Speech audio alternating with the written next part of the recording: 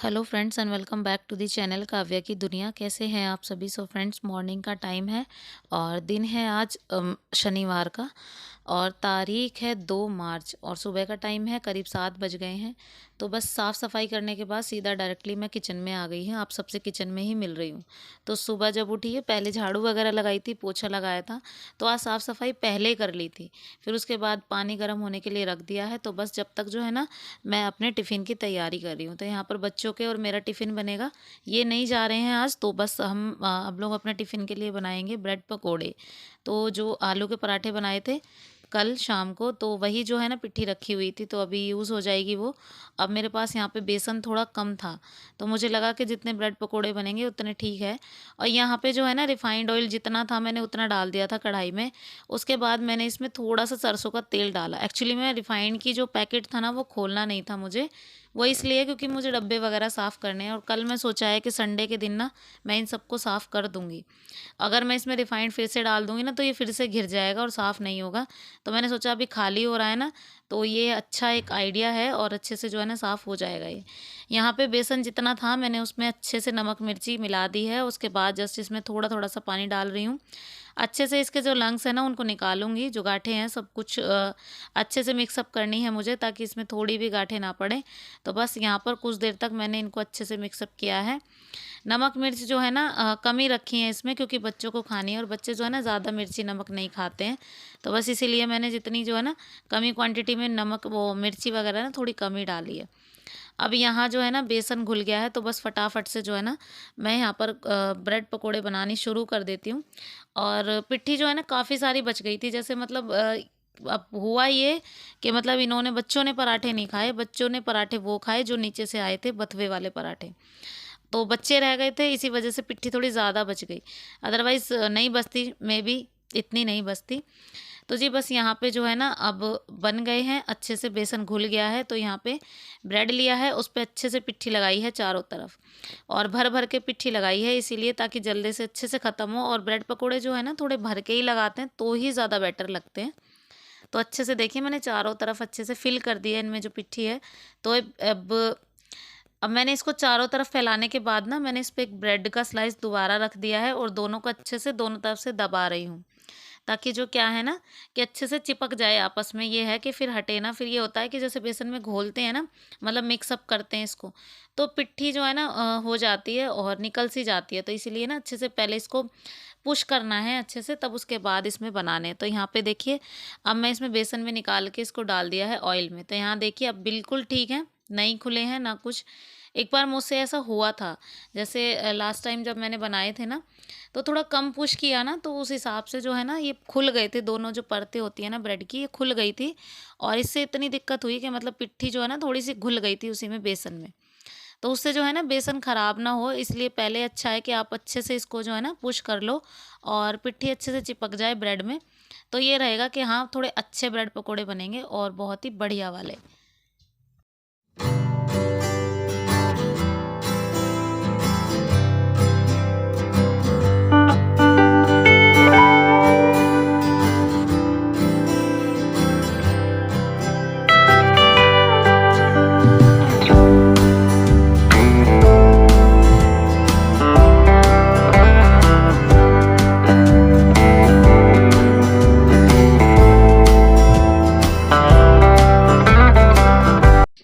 तो अभी देखिए ब्रेड पकोड़े अच्छे से सिक भी गए हैं। मैंने इनको दोनों तरफ से ना अलट-पलट करके अच्छे से सेक दिया है।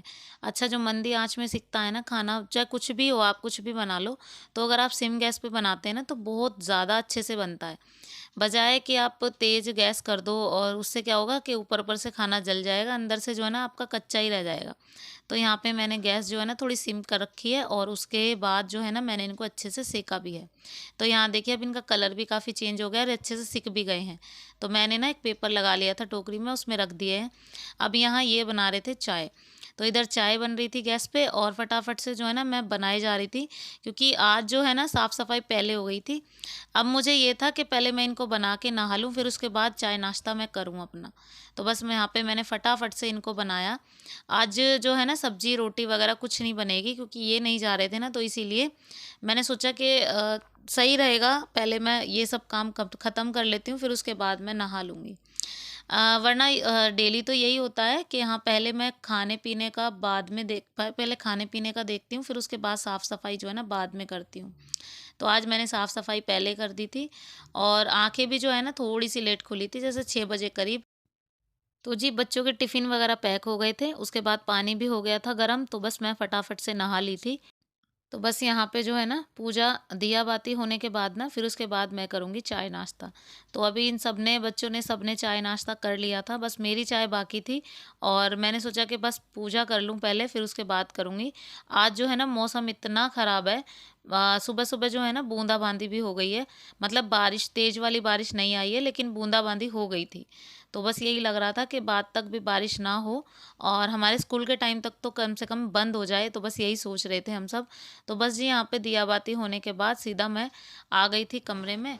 अब यहाँ पे तो जी अब नहा ली हूँ, फटाफट से मुझे होना है रेडी। अब यहाँ पे जो है ना ये वाला सूट पहना है, अब इसमें ये था कि ये मैंने सेकंड टाइम पहना है। ये सूट जो है ना मम्मी लेकर आई थी, मतलब मौसी लेकर आई थी मम्मी के लिए। तो मम्मी ने ना मतलब पैंट वगैरह के जो सूट है ना वो नहीं पहनती हैं। मम्मी की ऐज के अकॉर्डिंग ना वो थोड़ा-सा सलवार वगैरह ही पहनती हैं। तो बस ये जो पैंट वाला सूट था तो मम्मी ने दे दिया मुझे।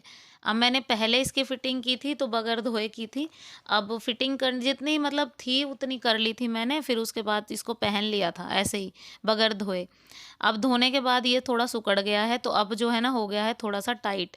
तो अब मेरे पास इतना टाइम था नहीं कि मैं इसको ढीला कर दूँ। तो मैंने सेकंड टाइम पहना ये, अब मैंने अचानक से पहना और प्रेस भी इसी पे की हुई थी। अब ये था कि टाइम हो रहा है ज़्यादा तो अभी तो इस फ़िलहाल के लिए इसको ही पहन के जाना पड़ेगा।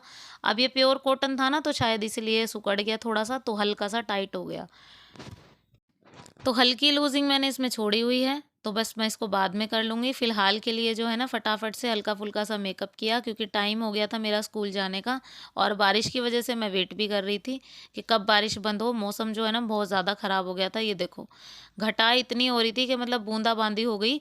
बस जैसे-तैसे करके ना मेरे टाइम तक जैसे सवा 8 बजे तक ना बंद थी, आई नहीं। बूँदा-बांदी उससे पहले हो गई थी। इनफैक्ट आज काव्या की सॉरी उर्वी की भी छुट्टी हो गई थी। वो अब जाती है बाइक से। अब बाइक से जाती है तो वो भीग जाती है, इसी वजह से फिर तबीयत ख़राब ना हो जाए तो इसलिए उसका जो है ना ऑफ कराना पड़ा मुझे। वैसे तो वो बिल्कुल रेडी हो गई थी जाने के लिए। अब मौसम इतना बेकार था ना उसके टाइम पे बारिश हो गई थी। अब जो है ना उसका टाइम निकल गया है, तो बस मैं निकल गई हूँ। अब जी ये क्लिप है स्कूल से आने के बाद का। अब ये जो कपड़े आप देख रहे हैं ये मैंने कल शाम को धोए थे। अब धोकर मैं इनको ऐसे ही रख के चली गई थी वॉशिंग मशीन के ऊपर ही, एक कपड़े में रख के मतलब इस शॉल में। अब मौसम आया हो गया था साफ, दोपहर में आई मैं ऊपर, तो मैंने सोचा कि फटाफट से जो है ना ये कपड़े सुखा देती हूँ। तो बस मैं आई थी कपड़े सुखाने। कपड़े जो है ना उड़े-उड़े जा रहे थे, मतलब इतनी आंधी तूफान सा आ रहा था ना कि कपड़े बिल्कुल भी नहीं टिक रहे थे। तो बस यहाँ पे जो है ना कपड़े वगैरह मैंने सुखाए, फिर उसके बाद जो है ना मैं आ गई अब नीचे। और कपड़े जितने थे ना, मतलब आधे कपड़े ना मैंने सुबह के टाइम जो है ना यहीं पे रस्सी पे डाल दिए थे, जैसे जो मैंने अपने अ, लॉबी में रस्सी बांधी हुई है ना वहाँ पे, वो सूख गए और कुछ रह गए थे कपड़े, तो बस जो है ना कुछ छत पे डाल दिए। तो अभी जो है ना बच्चों के लिए बनेगी मैगी, तो उन्होंने बोला है कि आज हमें मैगी खानी है और वो भी मिर्च मसाले वाली मैगी खानी है। तो जो छोंक के बनती है ना टमाटर प्याज वगैरह से, वो वाली मैगी खानी है बच्चों को। तो इनका मन था तो मैंने सोचा कि मेरा भी मन है तो मैं भी खा लूँगी। तो बस यहाँ पे जो है ना कढ़ाई में जितना तेल था उतना ही मैंने ले लिया था। उसके बाद जो है ना 1 टमाटर लिया, 2 से 3 हरी मिर्ची ली और 1 मैंने प्याज़ लिया। तो सारी चीज़ें अच्छे से चॉप कर दी थी। अब जो 2 पैकेट मैगी के रखे हुए थे, वही रखे हुए थे, उनको ही बनाना था मुझे नूडल्स का, तो बस वो उन्हीं 2 पैकेट के हिसाब से मैंने जो है ना, ये मिर्च मसाले मतलब टमाटर, प्याज़ वगैरह ये सब कट किए थे। अभी जो है ना, ऑयल मुझे थोड़ा ज़्यादा लेकिन पका हुआ था तो इसको कहीं निकाल के रखती, तो मैंने सोचा कि इसको ऐसे ही यूज़ कर लेते हैं। तो यहाँ पे जो है ना तेल हो गया था गरम, तो उसमें मैंने प्याज डाल दिया, उसके बाद इसमें डालूंगी टमाटर और हरी मिर्ची। तो यहाँ पर प्याज अच्छे से भुन जाए फिर उसके बाद मैं इसमें ऐड करने वाली हूँ टमाटर और उसके बाद इसमें जाएंगे सूखे मसाले। तो जैसे सब्जी बनती है ना बिल्कुल सेम ऐसे ही बनेगी। दोनों पैकेट मैगी के मैंने खोल दिए हैं। तो जी सूखे मसाले चले गए, फिर उसके बाद इसको अच्छे से भून देंगे कुछ देर तक। अब ये भुन जाए तो हल्का सा पानी इसमें मैंने छोड़ दिया है, उसके बाद मैं इसमें डालूँगी मैगी। अब यहाँ पे मैगी का जो मसाला होता है उसको ऐड करना है मुझे, तो बस दोनों पैकेट्स को कट कर लिया है, उसके बाद इसमें ऐड कर दिया है। तो अभी जो है ना इसको अच्छे से मिक्स अप कर देंगे इनके साथ, फिर उसमें ऐड करेंगे हम मैगी। तो यहाँ पे जो है ना 2 पैकेट मैगी के थे, जितनी थी उतनी सारी मैंने इसमें डाल दी थी। अब जो है ना इसको अच्छे से मिक्सअप करेंगे इसके साथ, फिर उसके बाद इसमें पानी थोड़ा एक्स्ट्रा मिलाएंगे, क्योंकि पानी जो है ना जितना 2 मिनट मैगी में होता है ना उससे ज़्यादा डालना है, क्योंकि अच्छे से इनको पकाना है और थोड़ी सी सूप वाली मैगी मैं बनाऊँगी। अब ये वाली मैगी मुझे बहुत पसंद मतलब पसंद होती है, क्योंकि जो नॉर्मल तरीके से बनती है ना वो मुझे कम पसंद आती है, ये वाली मैगी मुझे ज़्यादा पसंद आती है। तो बस कुछ मेरा भी मन था तो मैंने बच्चों की बात मान ली और मैंने बोल दिया कि चलो बना लेती हूँ। और अगर मेरा मन नहीं होता ना तो मे बी मैं इग्नोर कर देती, क्योंकि बच्चे कई बार मैगी जो है ना पीछे भी बना के खा लेते हैं। आजकल मैंने पैकेट जो है ना जब ग्रोसरी शॉपिंग की थी ना तभी पैकेट्स वगैरह थोड़े से एक्स्ट्रा ले आई थी ना, तो बस अब उन्हें ये लगता है कि घर में रखे तो हैं ही, बस बना लो जैसे तैसे करके। और उर्वी जो है ना जो 2 मिनट मैगी होती है ना उसको बना लेती है, आधा ग्लास पानी चढ़ा के और अच्छे से पका लेती है, उसको बना लेती है।